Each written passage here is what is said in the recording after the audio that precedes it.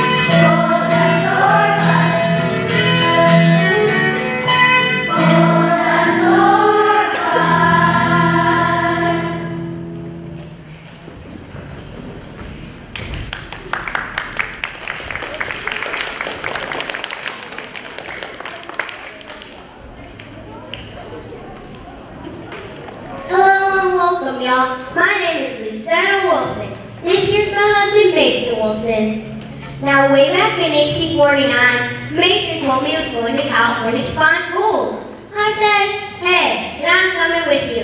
And I did. In fact, I was one of the first one to come to California during the gold rush. Lieutenant Wilson, that's me. And this here's our daughter, Karina. And this here's our Sonny boy. We walked all the way from Missouri to Sacramento, California. I sold oxen, started a touring hotel. For 6 months, I saw 2 other women. And I was one of them. Hello, Becky. Miss Becky. How are you, Miss Becky? I was just describing what a rough life was. A rough life. Why did we do it, Mom? Why did we walk 2,000 miles? I can tell you why. I can take you all back to January 24th, 1848, near Sacramento at a new sawmill owned by John Southern. You know what happened here on this fateful day. I sure do, and I know that sawmill never got built because of it. You're right, because that's the day I discovered gold and started the gold rush. I was fishing for trout when I accidentally hooked a gold nugget the size of a Land Rover. The rest is history. Wow, Miss Becky. Becky, let's not start that again. Becky tends to say little white lies. Nowadays, I think you call them alternative facts. I remember it like it was yesterday. That nugget was putting up a heck of a fight. I was using 10-pound line and a peanut butter sandwich for baby. So Becky, you know what we need every time you speak. We need a fact checker. Is there a fact checker anywhere? Because Becky did not find a gold nugget the size of a Land Rover.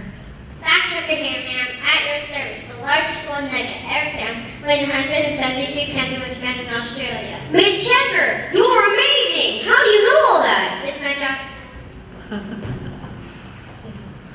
Now then, we're to watch a man named James Marshall discover gold on the land owned by John Sutter.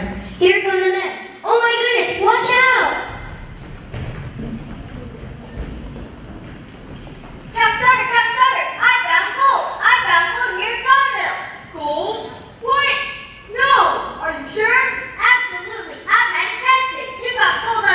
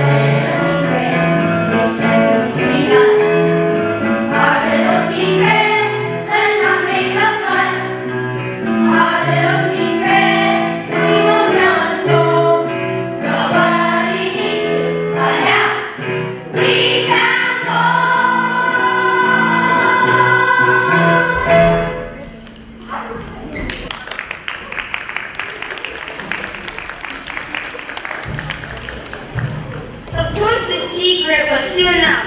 We were living in Missouri, and when I heard the secret, I told her then I was off to find gold. That was December of 1848. President J. Polk announced to the entire nation that huge amounts of gold had been found in Northern California. President Polk was a great man. He invented television, and so a grateful nation named their favorite card game, poker, in his honor. Miss Becky, stop. Where's that fact checker?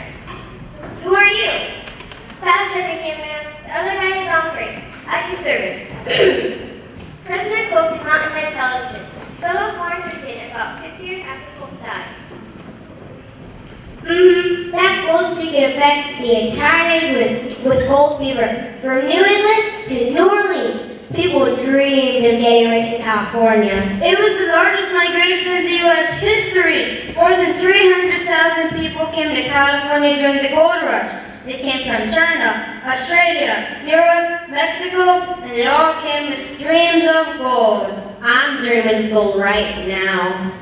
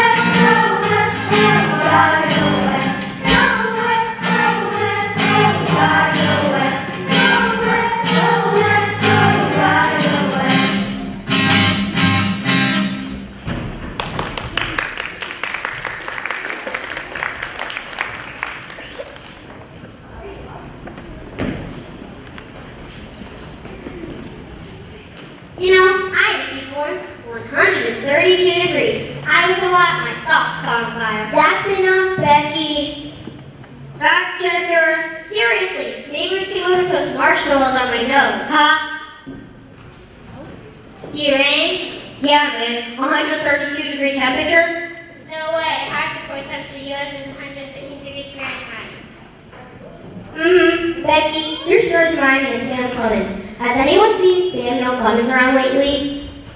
Sam? No. He's probably on the Mississippi River writing books and marking Twain. I heard he was dead. Dead? But it's only 1849, and he's only 14 years old. Folks, let's go to the spring of 1849 because the 49ers are flocking west. 40,000 are coming by land. And it's no easy trip. Look at those poor worn-out things.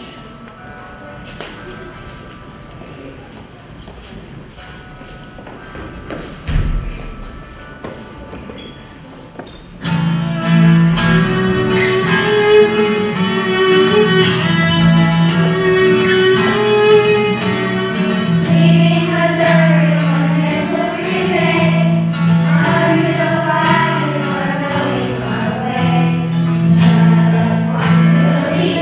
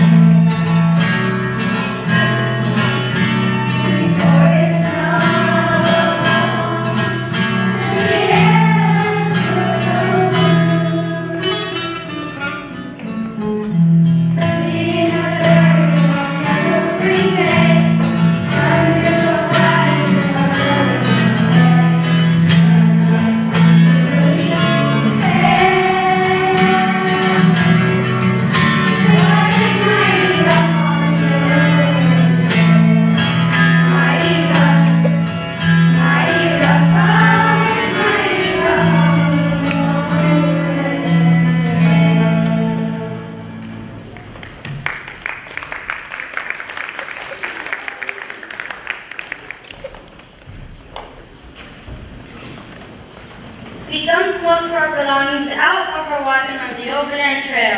I told you we should have taken the Panama Canal. It would have been shorter and faster and shorter. And faster than going around South America, but it doesn't matter. We couldn't afford a trip on the timber ship. So we walked, and we made it. When I came to California in 1849, I started my first hotel and restaurant near Sacramento. I charged $10 for a plate of biscuits, and those miners paid my prices. I'm thinking of biscuits right now. I'm still hungry from walking 2,000 miles. You'll never know how tough it was to walk from Missouri to California. I see my limp. You did not. Sure did. A giant limp put me from Kansas City to San Francisco in 2 days. 2 days? There were very strong winds. Fact checkers. Yes, ma'am. You arrived very quickly. I came back limp, ma'am. The average speed every foot is 20 miles an hour with no wind. Fine. When was the first flight of a gun in the U.S.? That would be December 1st, 1921, ma'am. It's only 1850 in this flag. Indeed.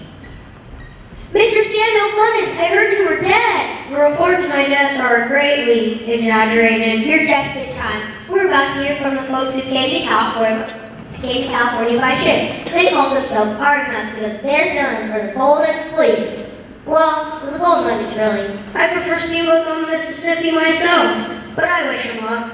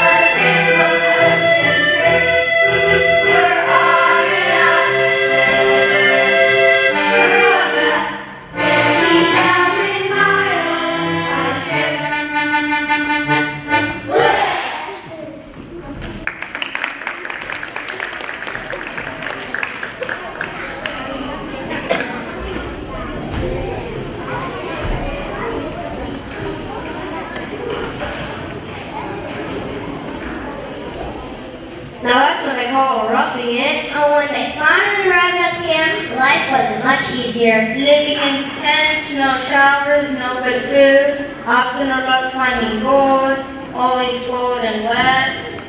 I remember, panning for gold was the toughest. I didn't make it to California until the 1860s. But I remember the summer weather, boiling hot in the sun, melting snow in the river. And don't forget the giant squid. But miners didn't let anything stop them. Not even the giant squid. Miners worked night and day, always hoping to strike it rich, ready to stick it out one more day, always one more day, and then one more day, believing any day now like these guys.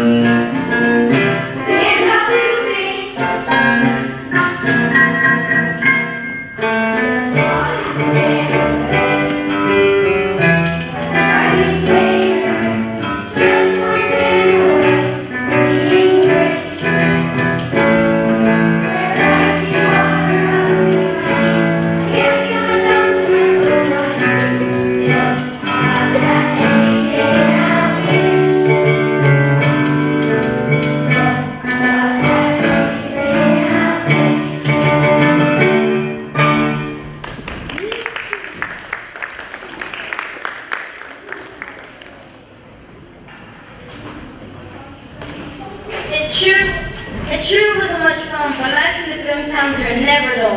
Filthy, stinky, full of plain jumpers and crime, and people who want to steal your money, but never dull. Step on up, folks. Step on up, folks. Try your luck. Guess the year the fire at San Francisco won a vacation trip of your dreams. Hello, folks. Come on over and test your skills at Know Your Fires. Just $3 gives you a shot at the big prize. Boomtowns are full of entrepreneurs and all kinds of people wanting the money. But what kind of fool would fall for this? Hey, this looks great. Just wait for my last $3, don't you think? You know my motto, put all your eggs in one basket and then watch that basket. This is going to be good. Just $3, my good lady, and you're off on a fantastic vacation package worth over $2. Wow!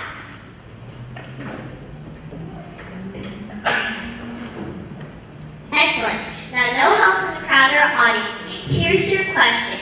In which of the following years did San Francisco suffer a major fire? 1850, 1851, 1852, or 1853? This is a tough one. It seemed to me that San Francisco was always burning down. Can I become a fact checker? No, because that's absolutely correct. Okay, Johnny, tell the lucky lady what she's won. Better go home and pack, Becky, because we're sending you on a 6-day, 5-night whirlwind tour of the mining camps. The mining camps? You'll enjoy first-class accommodations in a wet tent at Poker Flat, dine in the best saloon Squabble Town, talk to the burned-out miners at Mad Ox Ravine, and visit some of the tallest trees in Hangtown. That sounds terrible. Shh. And you'll end your dream vacation at Poverty Hill, courtesy of KnowYourFlyers.com. I can't believe I won. Shoot, you and all that trouble, and all us children have? It's chores.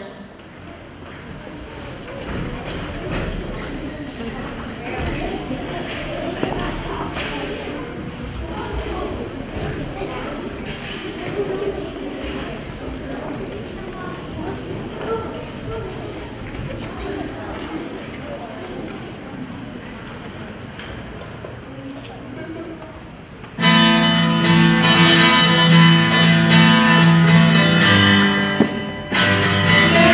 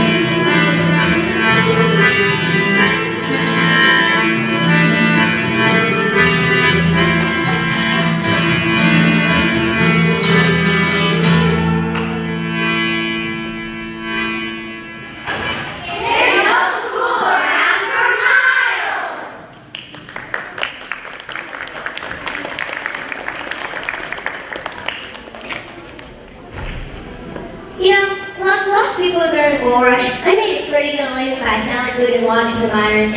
Men would pay a good price for a home-cooked meal for sewing and washing. Those services were expensive. Miners paid triple prices for everything. It was called mining the miners. You sure made more money running Oto than most miners made trying to find gold. Luzena, Norwest and Oto became the center of a brand new town. Aw, shucks. A lot of people started amazing businesses at that time. Levi Stevens, the Armor Meat Packing Company, Studebaker Wagon and Cars, Henry Wells and William Fargo's Bank, and Mark Twain. That's me. Yeah, and what about Ford and Nike? He sold boots with inflated heels. Call him airborne. Say what? Fact checker, we've got big news here again. Then there was old McDonald's who had that farm. One day, he accidentally kicked a potato into a pan out of grease and invented French fries. He made a fortune. He even had the bottom of his feet gold-plated to celebrate his discovery. I don't remember that. You mean you never heard of McDonald's gold merches? Fact checker, over here quick. McDonald's. Yes. McDonald's opened in 1955. That's 100 years after the gold rush, Miss Becky. You're very welcome. Well, looky here. Make way for some real gold rush merchant to tell us the truth about gold rush entrepreneurs.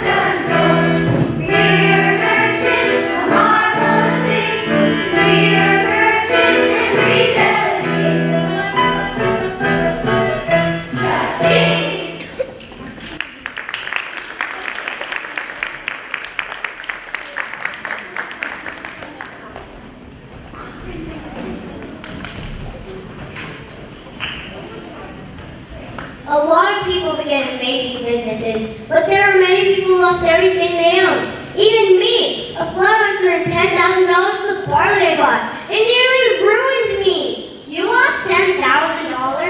Fact checker, where are you when I need you? It's true, it's true. In 1850, the Sacramento River flooded out the Roseland land. And don't forget the Native Americans and Californios, the folks who were here long before the gold rush. They were often treated very badly by the miners. We had no constitution, no laws, no rights. We were the Wild West and they suffered for it. That's no lie, Sam. Sadly, we don't need factors to tell us how true that is. That reminds me of another motto of mine. You should always do right by people. This will gratify some people and astonish the rest.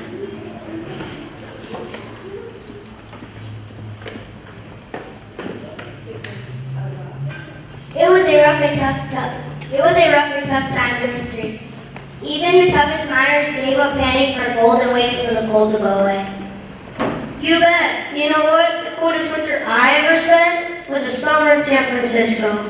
Ah, that's it. Never mind. Here comes the miner to tell us the truth about their wintertime blues.